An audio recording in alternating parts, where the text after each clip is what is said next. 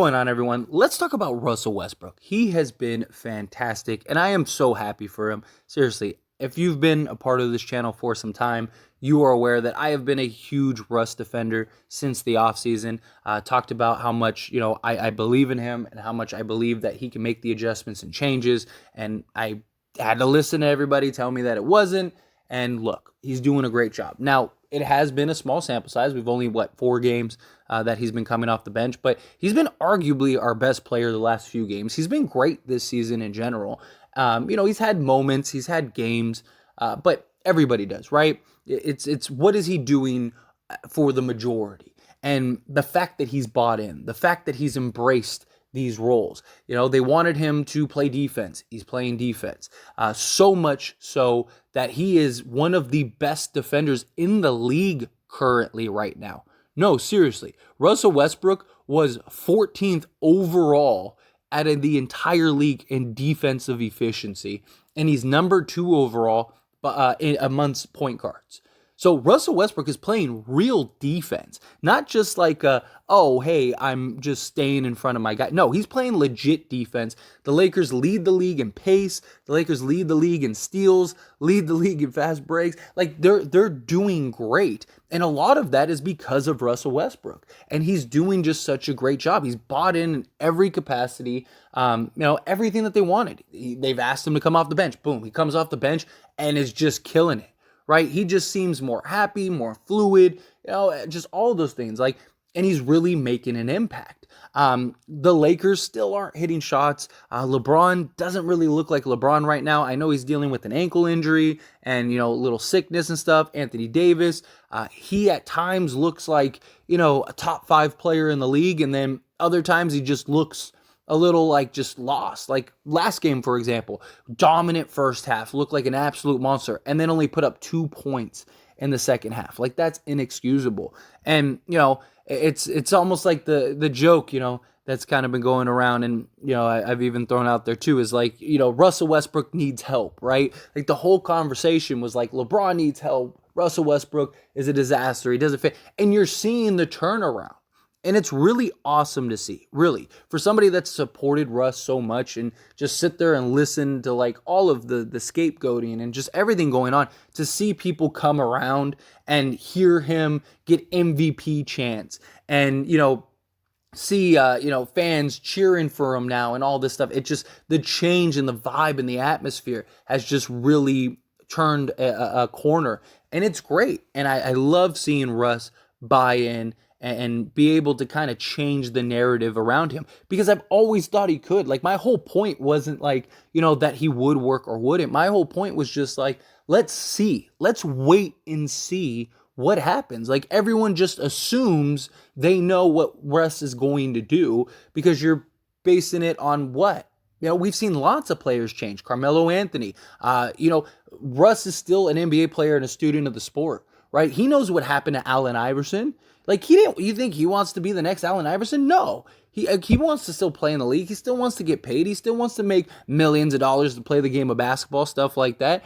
And he's really changed so much around him. He's still going to have bad games. There's still going to be games where, he has a poor game. It happens. Every player, no matter how good you are, have bad games. But again, it's what do you do in the grand scope? Out of the games that you play, at least you can always count on him. He's reliable. And if I'm being honest, I still think the Lakers are going to trade him eventually. Because as great as he's been, still not really translating to games. He's kind of the only player we have outside of Patrick Beverley. He's really the only player we have that's substantial contract to go get us multiple pieces. So I still think that Russell Westbrook gets traded. I'm still not completely against it, right? I've never been against Russell Westbrook being traded. I just want it to be for the right deal. Because I still believe Russell Westbrook is, if he was on the, say the Wizards, he would probably be what he was the last time he was on the Wizards, a 22-point triple-double guy. He's still that guy. He's still a great player. And I think he still has a lot left in the tank. And it's good that he's starting to adapt and show, because it's going to change the narrative so he can have future success, whether it's, with the Lakers or not. I would love, if this experiment continues to work, And let's say we don't trade him. And say we trade, Patrick Beverly and Kendrick Nunn in December, and we go get, say the Spurs deal, right? We go get, a Jakob Portal and a Josh Richardson, and say the Nets buy out Kyrie Irving, and we sign Kyrie Irving, and we just decide, okay, well, we got a center, we got a wing player, we got Kyrie Irving, let's make a push, let's keep Russ as our sixth man this year, and let's say that happens, and let's say, whether we win the championship or not, and we need to put a new team together, I would love for the Lakers to keep Russell Westbrook as like a sixth man. I mean, there's not a team in the league that wouldn't have Russell Westbrook as your sixth man. I mean, this is a guy that could legit win sixth man of the year for the next 10 years if he's playing in the league. Like, the dude's incredible. Until he reaches a real decline, but, I do. I think if the way he's playing right now, if he continues that trajectory, he's very likely going to win sixth man of the year this year. If you have him for multiple, I wouldn't be surprised if he won 2 or 3, is my point. And I wouldn't mind the Lakers bringing him back on a reasonable deal. He's never going to be a $47 million, even if a team signs him to be their main point guard. He's still never going to be a $47 million a year guy. I think realistically, and I've said this since last offseason, you can go look up videos. I said he's probably going to be somewhere in like the 15 to 20 million range. And I still think that, right? I mean, if he's a 6-man role, then he's probably going to get 6-man money, which is 13 to 18 million, right? So it's not unfathomable to think that he makes somewhere between 15 and 18 million, especially the way he's playing. And if he's able to continue to put up, 18, 8, and 8 off the bench, teams are going to look at that and go, man, we could really use a point guard. If he can do that as the 6-man, what could he do as our starting point guard? If he can give us 25, 10, and 10, well, then, yeah, they're going to end up paying him probably 25 million. I think it just depends on the circumstances. But I really do love seeing this narrative change. I just hope it translates to wins, right? Because whether we keep Russ or we trade him or we trade Beverly and Nunn, whatever the result is, at the end of the day, like, we need to at least stay afloat long enough for deals to start opening up and for us to put ourselves in a position to change the narrative, right? I mean, I guess to make a counter argument, right, is that like Russell Westbrook at worst case is raising his trade value, although I still don't think any team is going to trade for him to be the player. You know what I mean? Like, all the deals for him, just because the salary that he makes, they're not trading for him as a player. But maybe some teams might now play him as a player. You know what I mean? Like, depending on what the deal is, what the trade, like even the Nets, right? Like, let's say they do want to trade Kyrie. They're like, look, we're not going to buy him out. Lakers, if you want him, you can have him. We'll take Russ, right? And, second round pick or something, whatever, just so we can get something back for him. If that works, I could see the Nets actually playing Russell Westbrook, especially the way he's playing right now. Kevin Durant, if they trade Kyrie Irving, they're probably trading Kevin Durant regardless. So, if Kevin Durant's upset about it, they're not going to care. They're just trying to do what they can this season to get the best result. And worst case, the Brooklyn Nets have already shown that they don't care how Kevin Durant feels, right? They don't care about it at all. He gave a whole list of demands, and they basically told him to kick sand, and he's sticking around. And it's not like he has flexibility still under contract for another several years. So if they're like, hey, you're going to play with Russ for a year, man, he's going to have to play Russ for a year. Again, clearly Joe Tsai doesn't care. But regardless, whatever ends up happening with Russell Westbrook, I'm just really happy to see him starting to have success again. I'm happy to see the conversation start to change and the narrative start to change. I just hope it translates to wins, because it's blatantly obvious and people are starting to see the same thing that I've been saying since day one, is that Russell Westbrook wasn't the problem. He wasn't. He's a bad fit. His salary, okay, all of that stuff. Like, the Lakers gave up a bunch of, depth to go get Russell Westbrook. Yeah, I understand all that, but none of that is his fault. He was offered that contract years ago and took it. Why wouldn't he? You would have taken that. Anybody would have taken it. LeBron just took the absolute max money for 2 years that he could have taken when, he's at the end of his career and he's trying to win some championships. If he was ever going to take a pay cut, this was the time. But I don't expect him to, right? I wouldn't ask him to, because Oh, he's a star level player that, and get your bag, get your money. I'm never gonna tell somebody not to get their money. Same thing with Russell Westbrook. The fact that that he's a bad fit. Like, he didn't trade for himself. The Lakers went and traded for him, right? Did he want to come Lakers? Sure, it's his home. It's where he's from. I absolutely believe that for a second. And then like, oh, you gave up depth and stuff like that. Like, again, Westbrook didn't make the trade. He didn't trade for himself. He didn't say, oh, you're going to give these guys and I'm going to go with you. Like, no, that was a negotiation. It had nothing to do with Russ. Russ, as poorly of a year as he had last year, which many people think it was the worst year of his career, he still put up 18, 8, and 8. Like, there are stars in this league right now, like stars that many people are like, man, that guy is great, that can't even put up a stat line like that. Like, night in and night out. I'm talking like regularly. So for him to be able to do that, and then on top of that, he's able to maintain that because he's averaging the same stats, but he's averaging them more effectively, more efficiently, and he's playing solid defense. Again, top 14 in the league, number 14 in the league, and then number 2 amongst point guards.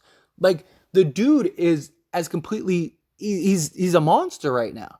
He's great on the offensive end. He's great on the defensive end. His decision-making at times is still rough, but nobody's a perfect player, right? I mean, everyone has their flaws. Everyone has their weaknesses. The fact is, the dude's averaging 18, 8, and 8, again, off the bench, and in a very effective, efficient manner. And that was my whole thing this entire offseason, was if Darvin Ham can get Russell Westbrook to just be effective, right? That's the key. If he can be effective, I think this team can win some games. And he has been. Now, the problem is nobody else is hitting shots. And Anthony Davis isn't playing like that monster consistently through 48 minutes. But supposedly his back injury is starting to get better and he's starting to get more healthy. So hopefully that changes. And then LeBron, his ankle and his health right now, hopefully he can overcome that. And then if they can start, contributing more, then maybe Russ can tack on and continue to do his thing. The problem is Lakers have shown signs in every way, right? They have like a top 3 defense in the league. They're great defensively. They're leading the league in fast breaks, fast break points, steals, everything. They are great. They just haven't been able to put everything together. It's like every game, it's like poor shooting night or great shooting night, poor defensive night. Like, Russ has a monster game, but like Anthony Davis and LeBron James don't show up. It's like, man, close, tight game. Couple decisions, couple mistakes, bam, we lose, right? It's like, man, like, it's just sooner or later guys are going to start averaging out. And once we start averaging out, I do think we'll start winning more games. It's all a process, all trial, it's all error, but definitely I have a lot of hope and a lot of promise for this Lakers team. And look, if they do figure it out at some point, whether we do a trade or not, I would still like a trade. I'd still like to take, especially when Dennis Schroeder comes back, I would really like to take Patrick Beverley and Kendrick Nunn, who have both been very disappointing this season. I'd really love to take both of those guys and go get some help. Like I said, maybe a Spurs deal, Pacers deal, something like that, because you can, like, especially the Spurs deal, you could get Jakob Poeltl and Josh Richardson for those two, and then just give up a first or whatever, save the other first in case you do ever end up trading Russell Westbrook. And now you got your center, Anthony Davis can shift to the 4. You got a more natural shooting guard. LeBron can play point. You got Walker and Josh Richardson. Also, those guys can help and contribute, right? Josh Richardson, young, fast, athletic guy.